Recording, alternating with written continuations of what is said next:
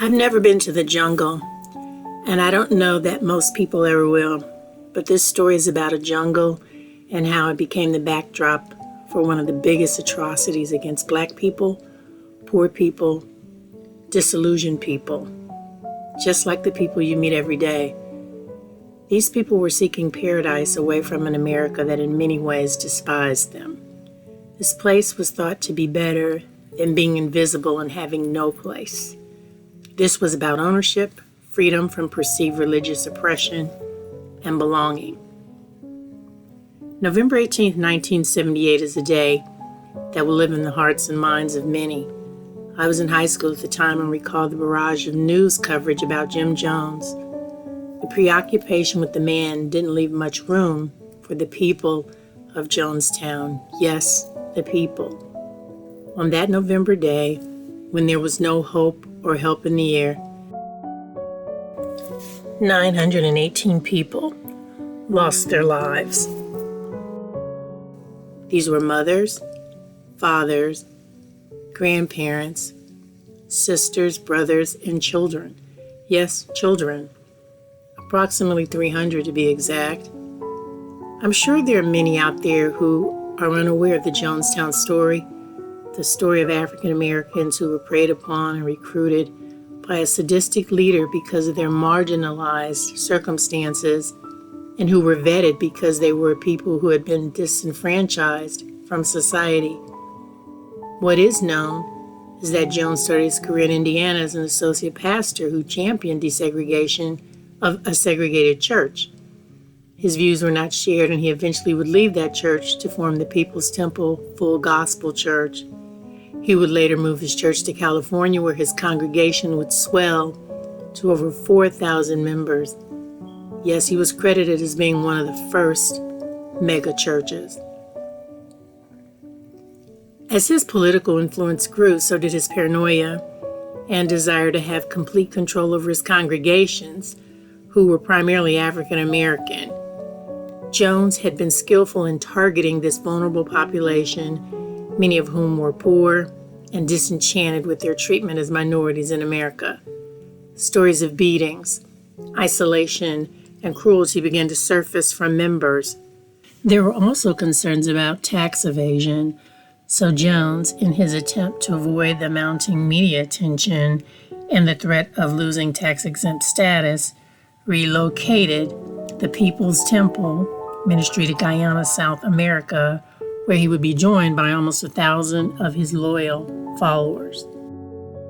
But the maltreatment continued, with members of Jonestown being totally isolated physically and psychologically from others. Mail was screened, phone calls were monitored, leaving was prohibited, and there was a consistent message that death was the penalty for defectors. As the maltreatment continued, pleas went to the U.S. Embassy to intervene. However, later FBI records would detail the lackadaisical response to former defectors and families within the United States. The U.S. government was reluctant to intervene for political and religious freedom reasons. When visits from the embassy did occur to Jonestown, people were directed to stage an environment where everyone was free and able to do what they wanted. There was no strong or compelling indication that there should be any U.S. intervention. But there were so many red flags. For instance, there were 200 wards of the state of California living in Jonestown, yet there's no record that the Department of Child Protective Service ever visited them. Attempts by family members to visit were blocked. There was a documented complaint about a family member visiting and not being permitted to leave. There were numerous forced transfers of assets to the church. There was documentation of illegal gun shipments to Jonestown, but no one questioned why Black citizens of the United States were leaving en masse to relocate to Guyana. The U.S. Embassy in Guyana had been subjected to numerous Freedom of Information Act requests from Jonestown so that their communications could be monitored. This created a chilling effect for the officials to monitor what they were putting in written communications. One of the sparks that began diverting U.S. attention to Jonestown was Victor Stolen. He was the 5-year-old child of former People's Temple members who had agreed to allow their son to be raised in the commune of the church. When the parents found that their child had been taken to Guyana, they demanded his return to the States. When Jones was notified of the demand, he refused. The pressure from families continued and reached the ears of California State Representative Leo Ryan. He had been totally unprepared by the U.S. Embassy on what to expect when he decided to go to Jonestown to see for himself what is happening. A press crew accompanied Ryan to Guyana. Here you see the reception that was staged for Ryan and his crew. It was reported that Ryan remained at Jonestown for 22 hours and confirmed what families had been telling him. The Jonestown residents were slipping notes to him and his delegation. That day, 15 people asked to immediately return to the States with him, and you see them pictured here. Ryan and his delegation departed Jonestown to return to the airstrip to board their plane with the 15 defectors who had asked to leave. Little did Ryan know that one of the defectors was a Jim Jones loyalist.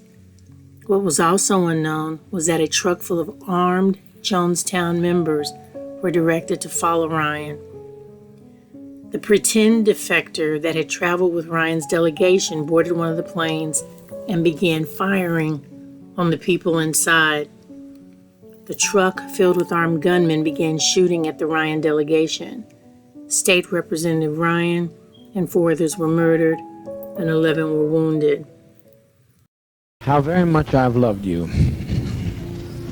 How very much I've tried my best to give you the good life.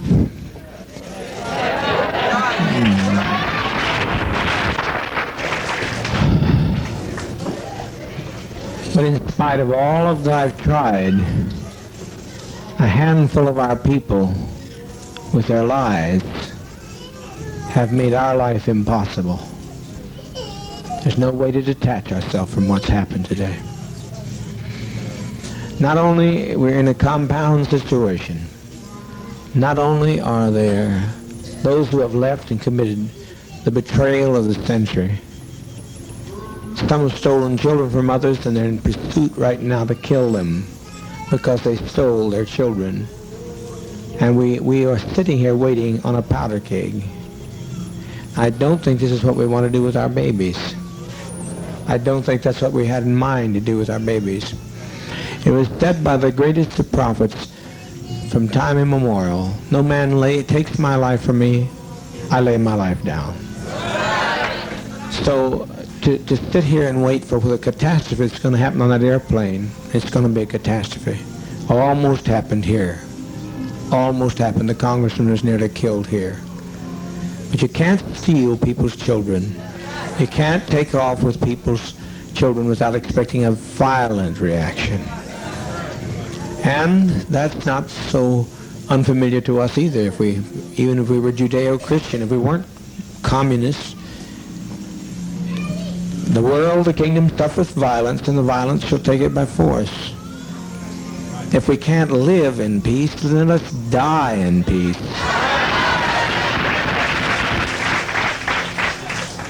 We've been so betrayed. Temple members would pass out a grape drink that was laced with cyanide and Valium. Some members voluntarily drank. Hundreds of innocents and resistors were injected.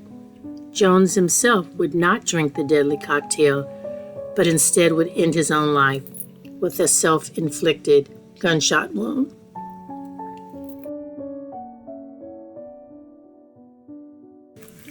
In total, 918 people died that day. That included 300 children, most of which were African American. Not everyone died on that woeful day, and you're getting ready to meet someone who survived.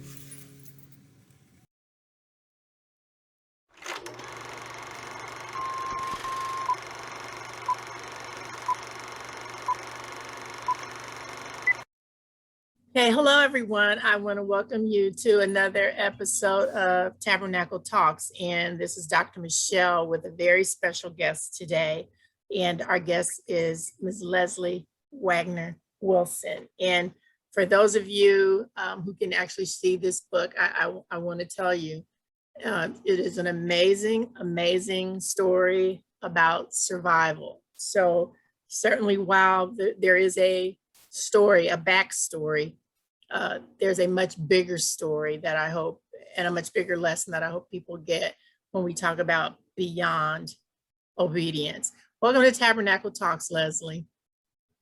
It's a pleasure to be here. Thank you. And before we get started, I'd like to just have a moment of silence for the 918 souls that crossed over on November 18th, 1978.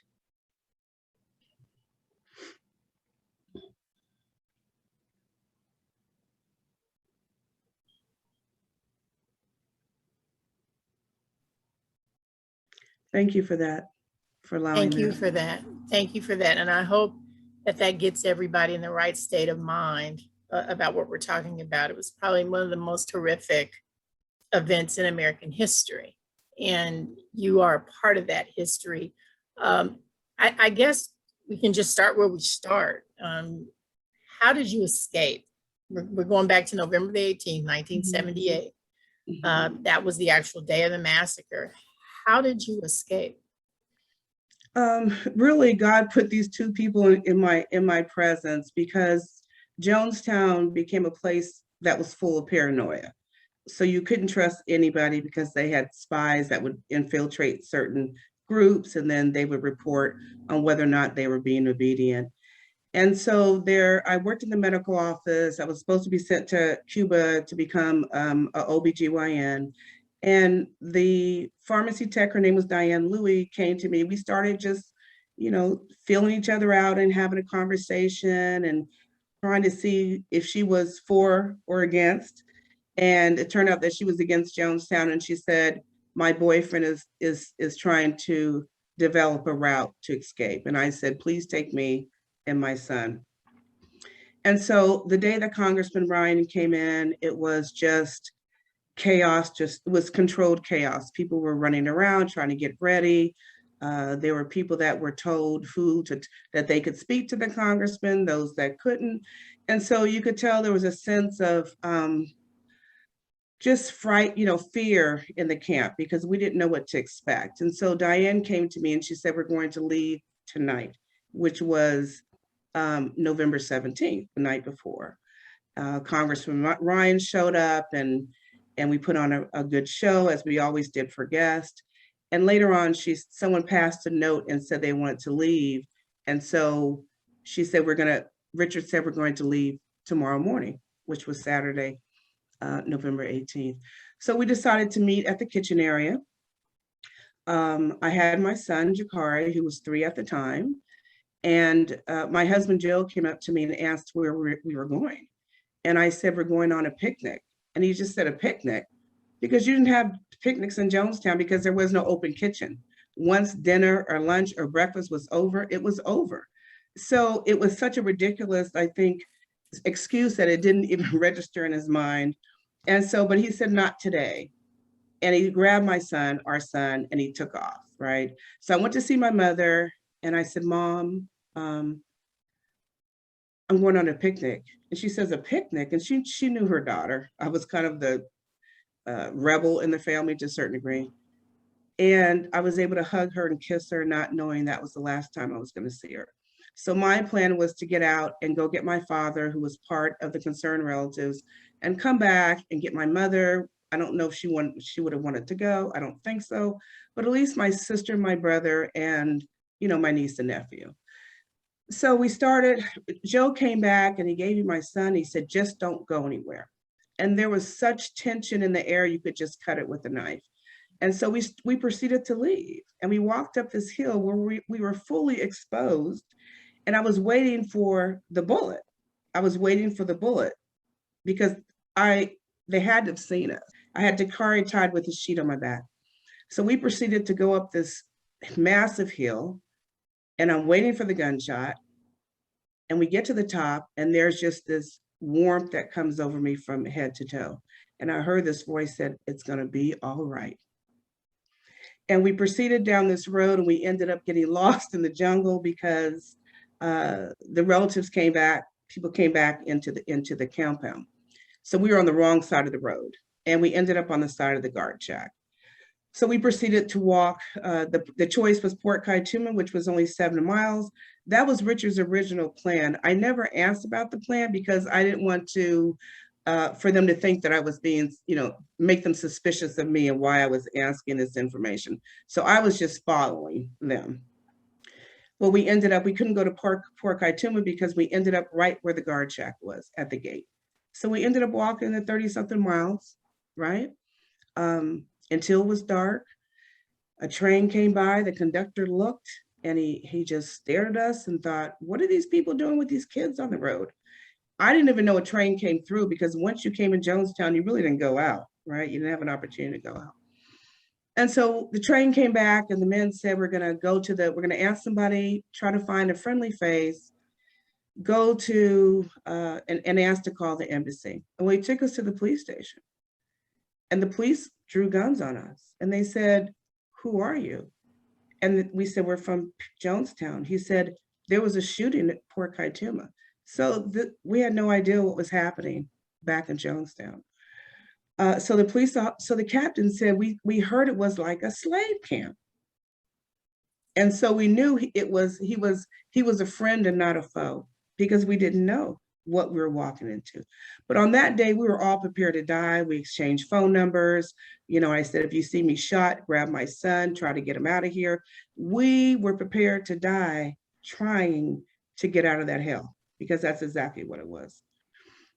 Later on, the wee hours of the morning, the captain came in and said, there's a report, 500 dead and 500 have ran into the jungle. And I just cried and prayed, God, please, please allow some of my family to survive, if not all. And then we went into Georgetown and we were there for 2 weeks, pretty much under house arrest because this was an international event. They didn't have any information really about what happened. They didn't know who was a gunman, they just didn't have any clues. So we stayed in a hotel for 2 weeks until we were allowed to come back to the United States. So because they didn't know who you were, they just assumed we're going to detain you until we can figure out what's going on. Exactly. But it was almost as if, I think I needed that time because every time someone walked through the door, I was hoping it was one of my family members. I was praying and I was so hopeful. I thought maybe someone got to Venezuela, because we were on the border of Venezuela, and they would show up. I was so hopeful that somebody survived.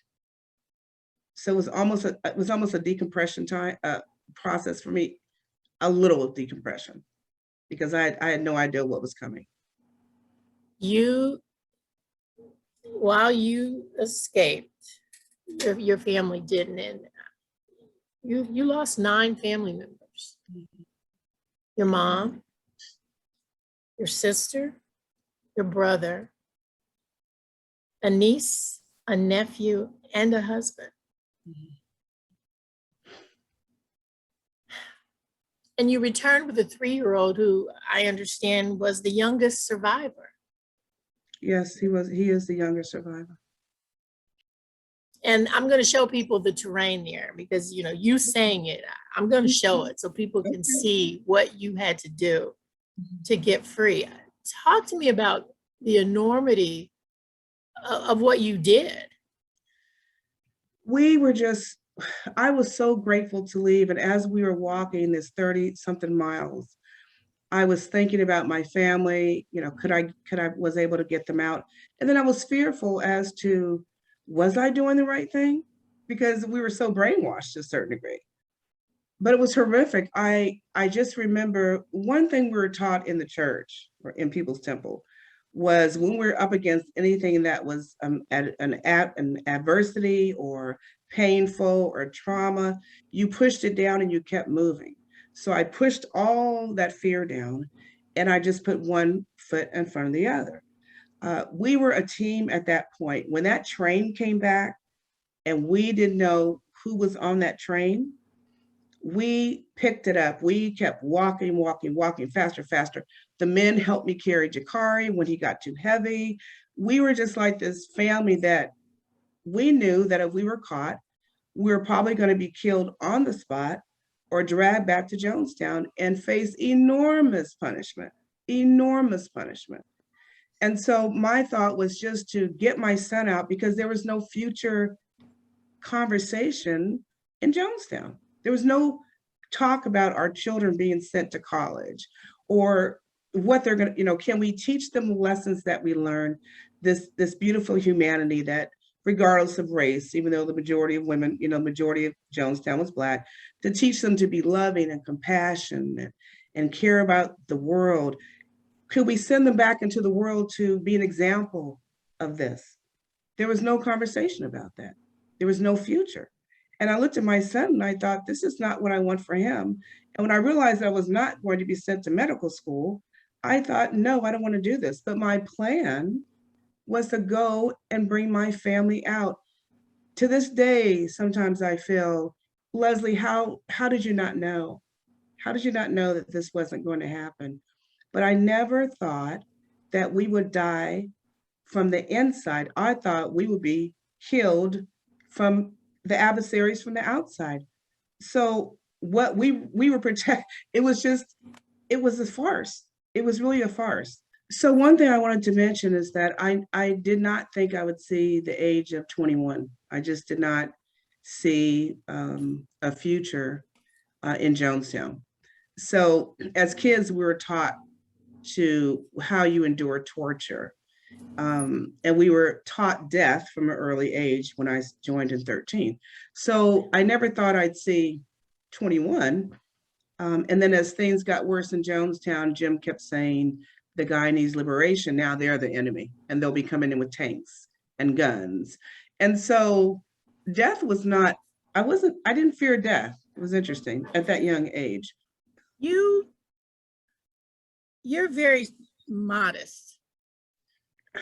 I think about who you are and what you did. And when I first met you and I start reading your book and I'm like, this is probably one of the most tragic things I've ever read and that I've ever seen, but you didn't stop there. Okay, let's get you back to you're in the States now. You've survived. Right. You would think that you would be treated with a hero's welcome. When you got back, what happened? So when I got back, I remember being in the plane and looking over New York City out the window. It was night. We're flying into JFK, and this enormous fear just engulfed me. And I thought, what am I going to do? What am I going to do? What am I going to do? Right? Because I'm coming back to a country that I was taught to hate. And even though Jim Jones and People's Temple, that was a whole different situation, what we were taught was real. What was happening was real. And so I was petrified. So when we came back, we were brought into a hangar and basically fingerprinted. And we were interviewed all night, FBI, Secret Service, Department of Treasury, asking all these questions. So I ended up with Joe's parents' house in New Jersey. And the next day, they welcomed us. Mama had came and gotten Jakari off the bus so she could take him home because it was late and it was, in December. So the news people came and were just engulfing the house about, how did you follow this white man in the jungle? Just very cold and no compassion at all. And I just closed the door and I went in the house. What's interesting is 2 weeks later, I was in New York City. I caught the PATH train from New Jersey looking for a job. 2 weeks. Because remember, we were taught just to bury everything and keep going. And at that point, I really hadn't come to terms. It had only been not quite a month, the fact that I lost my entire family. So I was in denial right away. And I was just hopeful. And I just pretended like nothing happened. I ended up back in California with my grandparents. But the media had stigmatized us so much. They were so hateful and so callous because it was headlines. This is the first time that this many people had died, American citizens before 9/11. This was unheard of. And so we were, people were called baby killers. And so I went underground. I changed my name. I didn't talk about it. There was a couple people that knew what my experience was, but I came back and I didn't receive any mental health. My grandparents were 80 years old, right? My mother was an only child, and they were just glad. I remember calling from Guyana, and I talked to my grandfather, and our pastor came on the phone. And he said, "I've got your grandmother here. We almost lost her." And she got on the phone and she said, sorry. She said, "Thank you, Jesus. Thank you, Jesus. I prayed for one and I got two." And so it just, how do they couldn't deal with that. So no one said, because they didn't know. They would just say, "Be strong, you're strong, you're strong, you're strong," not knowing that my heart was broken into a million pieces. The trauma of it hadn't taken effect yet. So I didn't get the mental health I needed. I never sought mental health treatment at all. And so I buried everything and I pretended like nothing happened. And so years came by, and of course I was experiencing self-destructive behavior. How could I not? I was angry. I suffered from a horrible trauma, and I never gotten any help. And so for 20 years, my life was pretty much, I would say actually up to the age of 50, I was still in disarray. My life was still in disarray. I worked, I pretended that I wasn't who I was. People would sit at the office conference room and say, "What about People's Temple? Those crazy people, so-and-so." And I would just say, "Why do you say that?" Maybe they saw something they didn't like in the States, right? And so I'm trying to interject and defend without exposing who I was. That was a burden to live two different lives. That was a burden for me. And it took its toll. It took its toll. You mentioned that the majority of the people that died in Jamestown were Black women. Can you go into that a little deeper? Because I don't think that the general public, when there was communication, they just said a lot of Black people. Mm-hmm. They never even said percentages. I mean, I've seen percentages as high as 80%, 75 to 80% were true. Black people. The majority were Black women. So tell me, explain that to me. That's just incredible. My mother was a business owner. I grew up in an upper middle class family. Once my parents divorced, my mother moved from San Francisco to Santa Rosa. She had a care home for mentally ill patients for Napa State Hospital. She had her own business. She was home with us always. And so when she divorced, she wanted to be home with us. And so I don't know what was missing from her, because of course you don't talk about those things as a kid back in the 70s while your parents divorced. But my sister was on drugs, and that's how we got to Ukiah, my sister Michelle. So eventually my mother just decided to move. So I don't know what was missing in her life that she moved us from Santa Rosa, sold the business, sold the house into Ukiah, bought a house, and then sold a house. And my brother and I ended up in a 2-bedroom apartment. We had never lived in an apartment. My mother and I shared a room where my brother had his own room. So my mother had already bought in. So I didn't understand, because I was a child that came in, what the appeal was. But what I realized is that there was something missing in her life, and People's Temple gave her a sense of safety, a sense of belonging, a sense of community, a sense of trying to make the world a better place, right? That was the tenets of People's Temple. So I say, first of all, People's Temple wasn't a church. And I say, basically, the people were the disciples of Christ, not Jim Jones, right? Because they truly, the majority of them wanted something better. And so we were in the turbulent times of the 70s with the civil rights movement. We had the Vietnam War, we had the Black Panthers, we had the SLA, we had the Muslims, Nation of Islam. There was always different groups trying to do, I believe, good work to make our world a better place and safer for our children. My mother just got caught up in that. And so I never had the conversation of why she joined.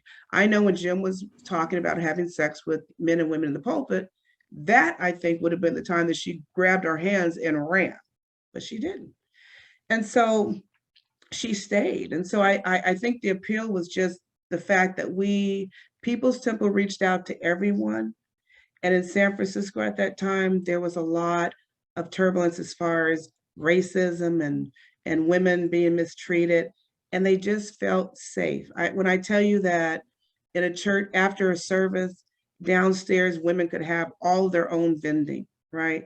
The hot dogs, the cookies, the fried chicken, the ice cream and waffles, the clothing. They were able to actually expand on their entrepreneurship, and that was an appeal too. However, I think it got to the point to where I would say they compromised so much and they had given so much. So my mother ended up living in a commune with 3 other women, giving all her income. And there were so many women that did that, but they still felt a sense of community. And I believe that all the horrific punishments that were received, and the fact that after a while, I knew at 18 something was wrong with Jim. There was something wrong with this picture. This man is very sadistic. The people are sadistic. I looked at the leadership. It's all white. Where are the Black folks, and who are supporting this venture? But I think they gave so much they couldn't see past that.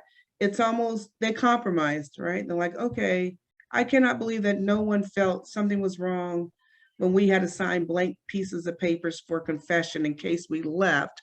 They could say, oh, she's that, they could write in, I murdered somebody. I was a pedophile. I was a thief. We willingly did this, right? So that was that toxic leadership, toxic fellowship, basically. And so I think they just gave too much. And I think we wanted Jim's approval so much because we started calling him father.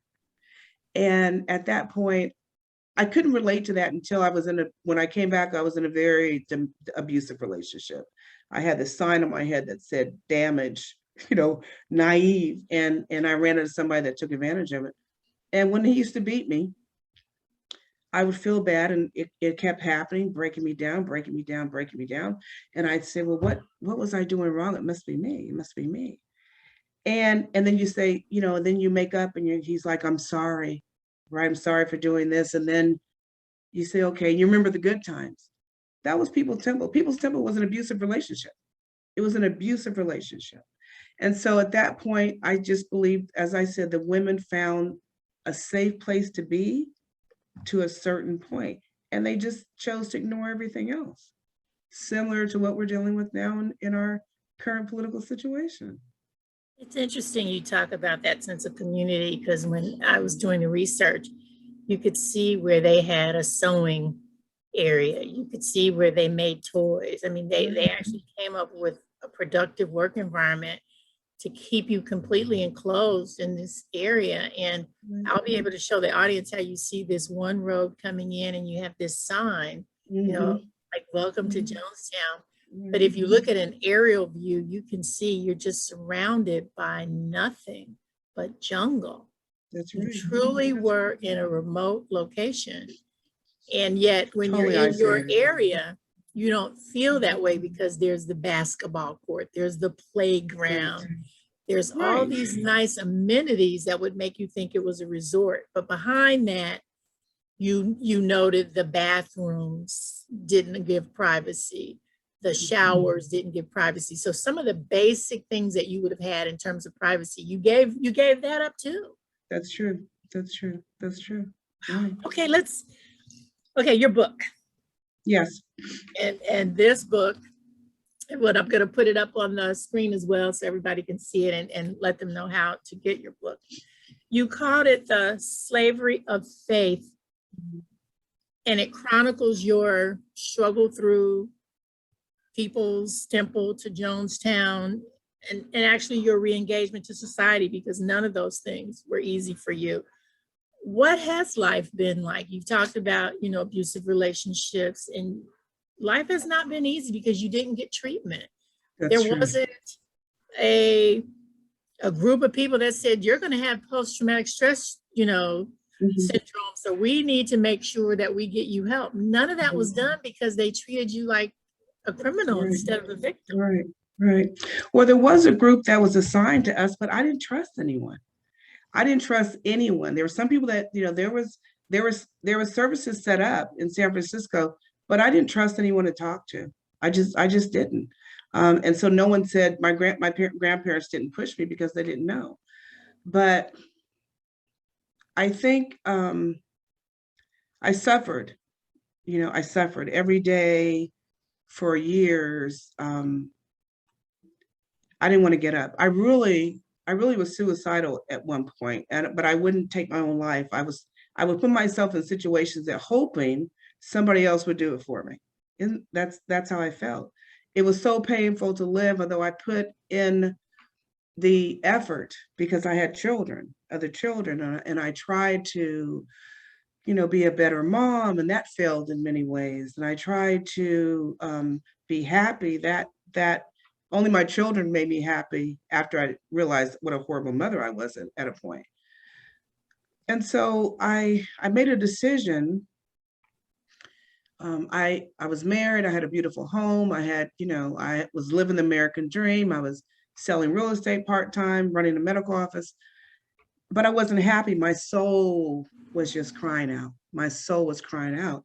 And I knew that I had to build a special personal relationship with God. Now, I joined churches, but I was suspicious. Every time I go in, I was looking for something. Like, oh, why is that man there? Looks like a security guard. So I couldn't get past that, but I realized that in order for me to grow, because I couldn't leave this world not being connected to the source, to God, to Jesus. I just needed that. I needed that. And I thought, I owe this to my family. I owe this to my family. And so I divorced because I could not do what I needed to do in this relationship. And I knew I was going to take a financial hit. I was ready for it. And I moved to Atlanta, and I got quiet, and I got a job, and I started writing and crying and trying to heal, every time I put my foot on, off the bed, I thought, oh my God, another day. That's how I felt for years. Another day, I have to suffer another day. That's how hurt and traumatized I was. But I made a personal decision that I wanted to develop a relationship with Christ. And I was always on the fence because of Jim Jones' teaching. So I was confused there. And so once I made that decision, I studied, I prayed, I read, I isolated. And then one morning I woke up and I put my feet on the ground, and I thought, oh, I can breathe. I can breathe. I can breathe. And so the decision was tough, and it's still ongoing, right? This decision to create a personal relationship with God, to try to be the best person that I can, to reach out to people who are in pain and share the story and let them know that, we look for things on the outside to fulfill us when it's all in here. It's all in here. It's all in here. And so with that, I keep moving forward. And sometimes it's difficult. I'm not saying that. There's days when I don't want to do an interview. I don't want to talk to anybody. I go through those moments, but when I put God first, then I'm like, okay, because this is a testimony to the power of belief, because there was a year before, almost a year before Jonestown, the tragedy, I was so disgusted. I was out in the back looking up at this beautiful Guyanese sky. And I said, Lord, let this be my last year here. Now, I wasn't sure if there was still a God. I thought maybe God's not going to listen to me because I'm calling this guy Father, right? And I prayed that prayer, not knowing whether or not it would be answered. And it was. And so this is a testimony to the power of belief. and not giving up when you want to. I was angry for a long time. Like, how could you let this happen? And then why me? Why me? Why not my brother, who is this incredible child? Oh my gosh, my brother was so incredible, as was my sister. Why me? And I was angry at that because now I have to live a different life. Eventually I have to get it together, right? And then that change is difficult. And so I'm grateful every day for what I've experienced. One woman came up to me and she said, baby, she said, you've had the most horrific life. And I said, have I? I said, but I wouldn't be here. I wouldn't be here at this very moment right now had I not gone through what I went through. And so the purpose is for me to educate and try to share the story, because there are many cults still out there, because nobody joins a cult. They don't. They're recruited. I recruited. We were recruited. And I went out and recruited people because I believed at 15, 16 years old. And so if we don't tap into the spirit within us and develop that personal relationship, we are going to be misled. Because what I call that God sense, that's what I was feeling. And every moment since then, when that God sense kicks in, I do not doubt it. Whatever the spirit says, move, I move. Go left, go right, go up, go down. Say this, don't say this. I listen to the spirit, and it's a constant practice. It doesn't happen overnight, but you have to trust. And once you trust, right, then all things are possible. They just are. And that's why the book Faith is so important, because I have faith. I still have faith. And not saying it's not shaken at times, but I pull myself back in. Like, you've got to remember who you report to.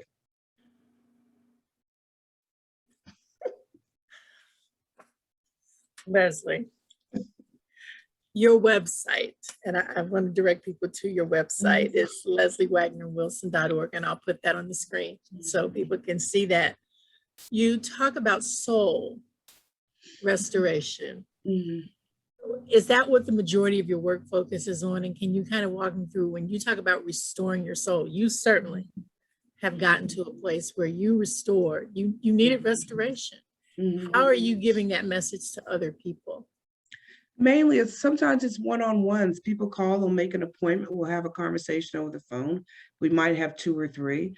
There's people that have reached out to me that I've called just because the spirit just, they give me phone numbers. So I call this one woman. She said, oh my gosh, I can't believe you called. I said, but you left your phone number. Is it okay? She goes, yes. But she goes, you called at the most, I was having the worst day ever. And it was the worst day for her. And so I just follow the spirit. So people, I like the one-on-one interactions because I can develop a relationship with people. I'm not a licensed therapist. I just share my story and how I got through. And everybody's journey is different. But in order to, if our soul's not restored, we don't live a fulfilled life. We can't. What do you think? One of my goals is when I leave this world, I want to hear, Papa Winan said, well done, good and faithful servant. That's what I want. Leslie, your story, I think about your loved ones. The U.S. government, they had these helicopters. They did a lot of photo ops that they were airlifting and bringing those bodies back. Did they bring your family back? They did. And, when you mention that, every time I see those bodies, I search those bodies for my family. Every time. I'm looking for some remnant. I know what my mother had on that day. I'm looking for some to say that's my parents. They flew my family to Delaware. My father retrieved my sister and my brother's bodies. You cannot open the caskets. My mother and the children are buried at Evergreen in Oakland. What was interesting about that was that my brother weighed more than my sister, which was impossible. My sister was like 5'10". My brother was my height, 5'3". And so they just they were not identifiable. They weren't. So they just said, here, got names and sent them off. But at least I got a decent burial, there in the Bay Area. with a headstone, but nobody wanted the bodies. Nobody wanted the bodies. No one in the United States wanted the bodies except for Evergreen Cemetery in Oakland said, we'll take them. We'll take the bodies. Isn't that something? You always, from day one when I talked to you, you always were very reverent of the other people there. You just always said you wanted to make sure you represented them. And I want to tell you, you have. I think your story is compelling. Just your personal ability to just survive. That's just all I can say is you're a survivor. And you knew that you couldn't do that alone. You knew that there had to be something much bigger and much deeper than you. And I see this joy in your face in spite of tremendous suffering. And I had to tell people, get her book because you'll see she was spunky. I was. There were points in that book where I'd be like, oh my, she's not going to do it. And people stipple because you always had this strong sense of who you were and what you were going to accept and what you weren't going to accept. And so when I read that and I know that you survived, I know that's why you're a survivor. Is there anything that you want to leave the audience with that you just think is so important for them to take away? I know that they're in a couple of weeks, they're going to be able to call in and actually ask you questions, but if somebody doesn't get to make it back on, what's that thing that they need to take from all of this and what you learned? I would like to say that, it's very easy to fall if you're not in a good place. It's very easy to fall prey to predators. And they come in all forms and all shapes, all races. You have to be very careful of who you connect with and not being paranoid. But I would say if you feel something's wrong, and trust that because that's your God sent speaking. There are many, there's many cults. They don't call them cults in mainstream religion, right? We see it on many fronts. And so it's important that you remember who you report to. If you're a believer, and even if you're not a believer, if you have a sense of morality and a sense of what's right and what's wrong, that's all you need. But it's our purpose, I believe, in this world to serve each other in a way that is going to bring us light and bring us forward and bring us love. We've put so much focus on material things. And when people say, what do you do? They don't say, they say, oh, I do this for a job. Say, oh, well, I'm a compassionate person. Let's change the terminology, right? I'm a being that I'm trying to be better, or I'm trying to show more love. The characteristics should be internal, not on the outside, because that's not what God's looking for. God doesn't care. Jesus doesn't care about all that, right? It's the soul. It's the soul. So I hope that people take away and know that this can happen to anybody. You may not think it can't. And if there's anyone that is suffering or going through this, feel free to reach out to me if you want to provide the webpage. There's a contact there. If you feel like you want to talk about an experience or an organization that you're in that you might think is a cult and you see that there's cult-like tendencies, then reach out. Because and it's very hard to leave. It's very hard to get out of a situation, especially when family members are in there also. But just be mindful and be prayerful and trust your God sense. It's there for a reason. Leslie Wagner Wilson, you have been an outstanding spokesman for the people of Jonestown, and they're the people. And I would encourage everyone, if you don't know this story, read it and read it with a different level of compassion than the compassion that survivors were shown when they came back, because not everybody went willingly. That's right. Not everybody went willingly. So That's right. we can't judge the situations under which people went. Thank you so much for coming on Tabernacle Talks. And we're going to see you in 2 weeks when people can ask you questions. All right. Perfect. All right. God bless. Thank you. God bless you. You take care. You too. Thank you.